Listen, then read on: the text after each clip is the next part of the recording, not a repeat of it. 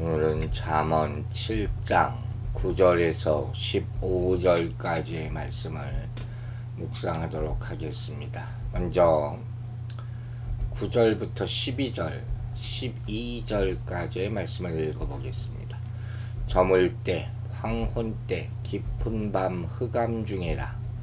그때 기생의 옷을 입은 간교한 여인이 그를 맞으니 이 여인은 떠들며 완악하며 그의 발이 집에 머물지 아니하여 어떤 때에는 거리, 어떤 때에는 광장, 또 모퉁이마다 서서 사람을 기다리는 자라 그랬어요. 자, 여러분 무슨 말을 지금 하고 있는지 한번 상상해 보시기 바랍니다. 이 9절부터 나오는 내용을 보면 어리석은 청년이 거리를 지나서 음녀의 골목 모퉁이로 가는 그의 목격담을 이야기하면서 우리가 어제 봤죠. 그때가 저물 때, 황혼 때, 깊은 밤, 흑암 중이었다. 그때의 상황을 이렇게 네 가지 표현을 통해서 굉장히 강조하고 있는 걸 볼 수 있죠. 저물 때, 황혼 때, 깊은 밤, 흑암 중. 왜 이렇게 강조할까요? 이렇게 굳이 이러한 일이 일어난 시점을 이렇게 강조하고 있는 이유는 뭐냐? 이러한 사실이 바로 그 청년의 어리석음을 드러내는 충분한 증거가 되기 때문이에요. 특별히 여기 나오는 이런 저물 때, 황혼 때 이런 시간적인 묘사는 이게 어느 때입니까? 일반 사람들에게는 모든 일을 마치고 집으로 발걸음을 옮기는 때예요. 밖에 나갔던 아이들도 이때가 되면 다 집으로 들어오는 시간이고 내일의 삶을 위해서 잠자리에 들어야 할 때라. 저도 아이들 어렸을 때 항상 그러고 뭐 지금도 그러지만 일찍 자라 일찍 자라. 그래야지 내일 아침에 일찍 일어난다. 그런데 이런 사람들과는 달리 이때가 되면 비로소 길거리에 나와서 활동하기 시작하는 사람들이 있는데 그 대표적인 인물이 바로 음녀라 하는 거예요. 물론 요새 밤에 일하는 분도 많지만 그걸 얘기하는 것은 아니죠. 그 음녀가 자신을 단장하고 나와서 활동하기 시작하는 그때가 바로 이때란 말이에요. 그런데 청년이 그때 하필이면 음녀의 집을 향하여 걸어간다는 것은 무슨 의미예요? 유혹의 빌미를 제공한 자가 그 자신이라는 거예요. 이 청년 자신이에요. 음료 탓만 할 게 아니라 그 얘기라니까요. 그러니까 이러보건대 이 말씀은 유혹을 이겨내기 위해서는 유혹의 장소에 가지 않는 것도 중요하지만 유혹받기 쉬운 시간으로부터 자신을 구별하려는 노력도 중요하다. 이걸 보여주는 거예요. 이런 오늘 본문의 말씀은 오늘날 사람들의 삶의 방식과 관련해서 너무도 필요한 가르침을 주는 것이라고 할 수 있죠. 자, 여러분, 오늘날 사람들의 삶의 방식을 한번 생각해 봅시다. 일반적으로 앞에 말했지만 잠자리에 드는 시간이 요새 사람들 보면 점점 늦어져요. 아침에 일어나는 시각 또한 늦어진단 말이에요. 전기 같은 게 생기고 나서 좋아진 것도 많지만 오히려 밤이 대낮같이 환해졌잖아요. 어둠과 밤과 뭐 이런 구분이 없어져 버렸어. 그만큼 그때 생활하는 사람들이 많아졌다는 것이죠. 장점도 있지만 단점을 우리가 보지 않을 수가 없단 말이에요. 왜 어둠과 밤과 새벽에 주로 하는 일이 뭐냐? 밤에도 건면하게 땀을 일하는 사람들이 있지만 사실 얼마나 많냐는 거예요. 대부분의 사람들이 술 마시고 흥청대고 음란과 방탕과 범죄에 가까운 일을 행하는 거예요. 그것을 원하는 사람들 위해서 일하는 사람들이 어마어마한 마땅히 잠들어 내일을 준비해야 할 때 시간과 정력을 낭비하며 산다는 것이죠. 이것이 바로 오늘을 살아가는 성도들 역시 쉽게 빠져들 수 있는 그런 환경과 그런 태도다 하는 것을 우리에게 일깨워 주는 것이죠. 여기서 우리가 생각해야 될 말씀이죠. 하나님께서 우리에게 주신 말씀이죠. 데살로니가전서 5장 5절부터 이런 말씀이 있어요. 너희는 다 빛의 아들이요 낮의 아들이라 그랬어요. 우리가 밤이나 어두움에 속하지 아니하나니 그러므로 우리는 다른 이들과 같이 자지 말고 오직 깨어 근신할지라. 자는 자들은 밤에 자고 취하는 자들은 밤에 취하되 우리는 낮에 속하였으니 근신하여 믿음과 사랑의 흉패를 붙이고 구원의 소망의 투구를 쓰자. 캄캄한 데서 있는 사람들은 있는 거예요. 벌써 영혼이 그 악한 세력에 붙들린 자예요. 이건 분명합니다. 10절을 보면 이제 거리를 지나서 음녀의 골목 모퉁이로 가까이에서 음녀의 집 쪽으로 가던 젊은이가 간교한 여인을 만나게 되는 과정을 묘사하죠. 즉 그 여인의 내적 외적 성품이 나타나고 있어요. 먼저 그 여인의 겉모습은 뭐라 그랬습니까? 기생의 옷을 입었다는 거예요. 이 여인은 기생이 아니에요. 분명 결혼한 여인이 매춘을 하는 창녀가 아니란 말이에요. 그런데 이 묘사를 첫 번째 뭐라고 합니까? 기생의 옷을 입은 이 말은 무슨 소식이냐? 음녀의 가슴과 남의 하나의 간통을 구분해서 설명하고 있는 것을 여기서는 그냥 한 여인으로 형상화시킨 거예요. 구분하기도 어려워져요. 그죠? 가정주부와 이런 음행을 행하는 여인과 분별하기조차 어려워져 버렸어. 그 시대상이에요. 또 내적인 모습은 뭡니까? 간교한 여인이라 그랬어요. 마음이 교활하다. 이 젊은이를 기다리고 있던 여인은 이 겉은 창녀의 모습이고 마음은 교활한 여인. 그런 여자였다. 결과가 뭐 뻔하겠죠. 또 11, 12절에는 10절에서 언급하고 있는 이 간교한 여인에 대해서 더 자세히 묘사하고 있는데 뭐라고 있습니까? 떠들며 완악하며 발이 집에 머물지 아니하여 어떤 때에는 거리, 어떤 때에는 광장 모퉁이 서서 사람을 기다리는 자라. 이 말씀은 이 음녀의 경박함 그리고 극도로 행동이 불량함과 완고함 또 무절제함 이런 모든 안 좋은 모습들을 다 표현한 거예요. 이런 음녀의 삶의 모습은 결국 그녀의 내면 경박함과 공허함의 반영이라고 볼 수가 있는 것이에요. 그걸 깨달아야 돼요. 이 여인의 모습이야말로 바로 오늘날 이 시대의 모습을 그대로 대변해 주기 상징성을 띈다는 거예요. 무슨 소리냐? 오늘날 정말 많은 사람들이 마음의 공허함을 채우지 못하고 이리저리 방황합니다. 정말 젊은 사람들이 더 많이 그러는 것 같아요. 그 마음의 공허함을 채울 길을 못 찾으니까 육체의 쾌락을 추구하는 거예요. 잠깐이라도 있기 위해서. 아니면 물질이나 권력을 손에 쥐고자 몸부림치는 거예요. 다 거기 있는 거예요. 권력을 뭘 지향합니까? 그걸로 뭐 하나 해보려고 하는 거죠. 그러나 그 모든 것을 얻고 손에 쥔다 해도 사람들은 그 내면의 공허함을 해결할 수가 없다는 것이죠. 그들이 인생의 만족과 행복을 얻기 위해 아무리 힘쓴다고 해도 그 몸부림이 큰 만큼 반대적으로 좌절과 실망이 크게 된다. 현대 교회는 이런 사람들의 마음을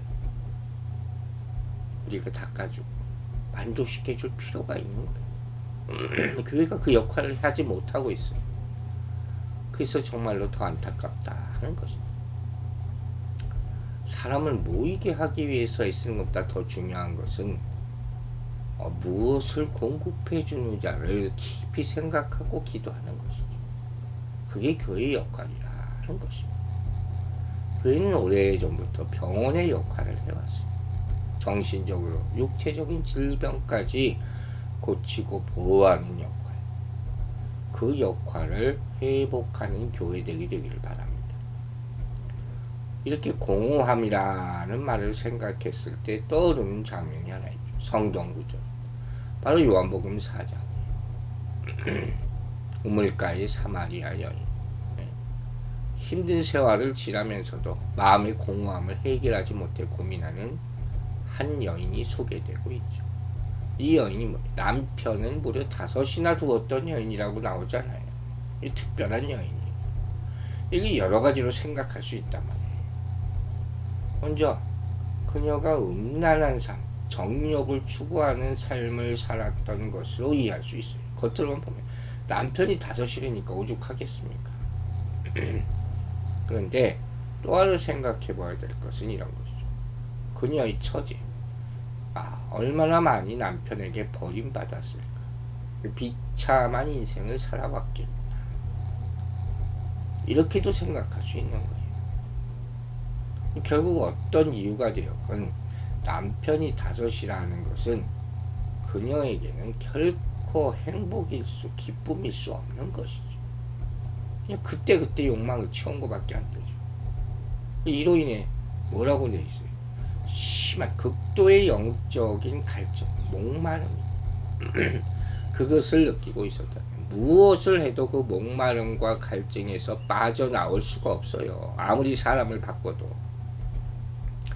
예수님이 그 순간 나타나셔서 뭐라 그러십니까? 14절에서 내가 주는 물을 먹는 자는 영원히 목마르지 아니하리니 나의 주는 물은 그 속에서 영생하도록 솟아나는 샘물이 되리라. 자, 이 복음이 그죠? 구원의 말씀이죠. 당신을 통해서만 인생의 참된 의미와 기쁨과 만족을 누릴 수 있다. 제가 얘기했잖아요. 교회가 이와 같은 것을 지시해 줘야 됩니다. 이건 말씀밖에 없어요. 다른 어떤 행위로도 안 됩니다. 우리가 아무리 뭘 잘해줘도 그때뿐입니다. 사실 말씀이 들어가야지 기쁨이 오는 거예요. 진정한 영혼의 기쁨. 그걸 잊지 마세요. 13절부터 15절 보겠습니다. 그 여인이 그를 붙잡고 그에게 입맞추며 부끄러움을 모르는 얼굴로 그에게 말하되 내가 화목제를 드려 서운한 것을 오늘 갚았도다. 이러므로 내가 너를 맞으려고 나와 내 얼굴을 찾다가 너를 만났도다. 자, 이 말씀을 보면 이 음녀의 옷을 입은 여인이 소년을 유혹하죠.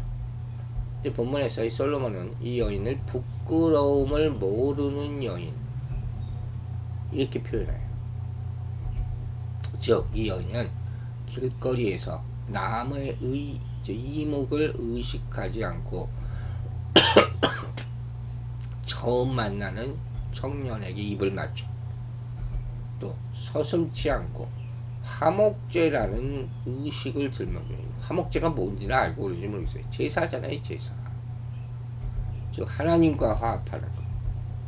그걸 성적 관계에 인용했다는 거예요. 자신의 정욕을 합리화시키기 위해서. 이것도 화목하기 위해 이런 궤변이 어디 있습니까? 천벌받을 지금 행동을 하고 있는 것이죠. 이렇게 하나님의 말씀을 자기 욕망을 채우는데 합리화시키기 위해서 사용하는 사람들은 하나님의 심판을 받을 것이죠. 문제는 그러면서도 자신의 양심에 조금도 거리낌이 없이 욕망을 채우려는 데만 모든 것을 지금 집중하고 있는 것이죠. 양심이 화인 맞았다. 바울 사도가 디모데전서 4장에서 이런 말을 쓰거든요.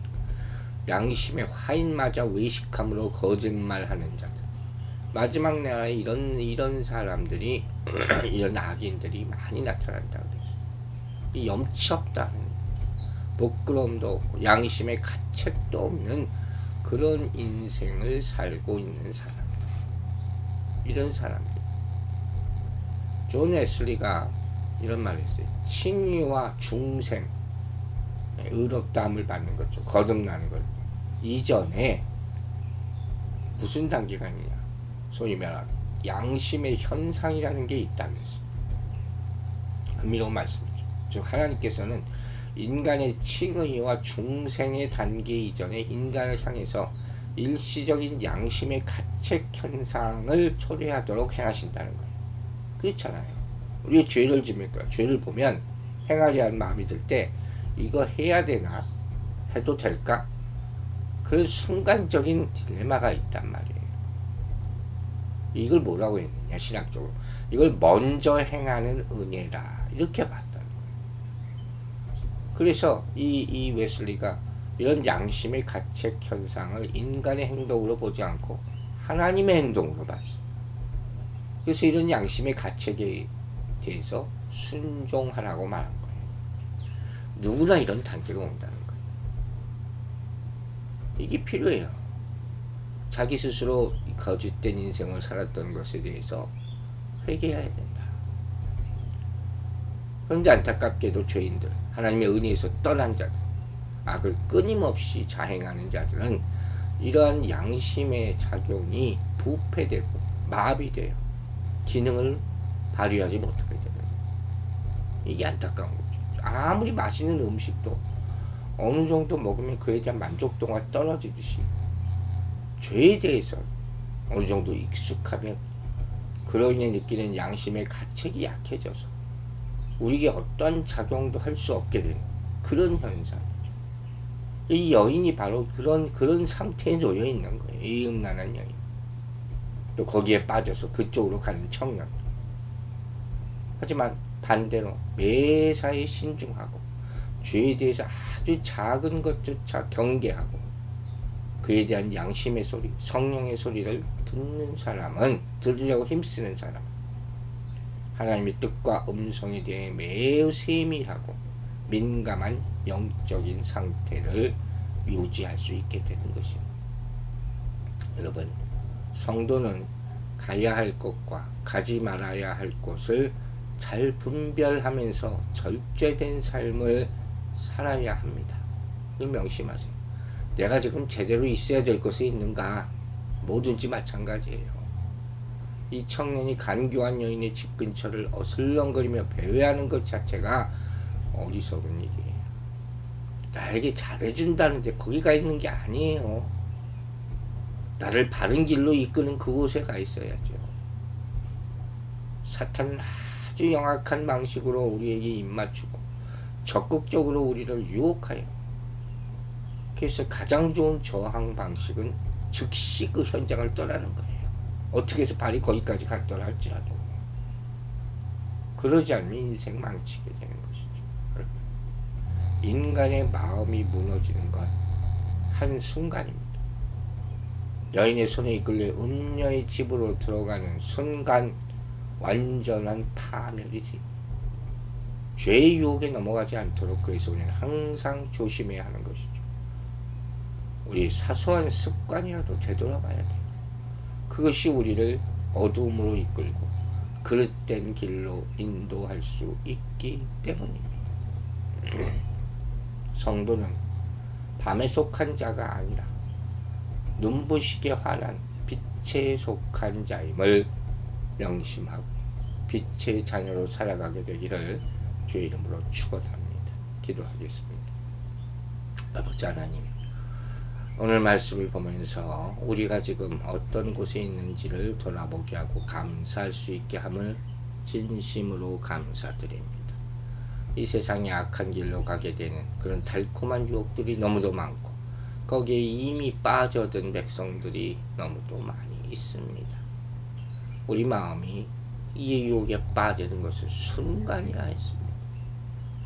환한 빛이 이미 보이지 않고 어둠컴컴한 곳에서 헤매는 그런 불쌍한 영혼들이 있습니다. 그들에게 구원의 빛을 비춰주시고 인도하여 주시옵소서. 그 빛의 참 뜻과 의미와 맛을 모르고 이미 어둠의 즐거움에 젖어 있는 인생들을 불쌍히 여겨주시고 그들에게 구원의 말씀, 생명의 말씀, 가슴을 찌르는 어찌할꼬 하는 인생의 변화가 일어날 수 있는 기회를 허락하여 주시옵소서. 그리하여 그들이 회개하고 다시 주의 품으로 돌아올 수 있도록 내가 지금 있는 곳이 어느 곳인지를 참으로 깨닫고 그곳에서 정말 주님의 품으로 다시 돌아올 수 있도록 도와주시옵소서. 우리 기도를 들으시는 주님께 영광 돌리오며 감사드리며 예수 그리스도 이름으로 기도했습니다. 아멘.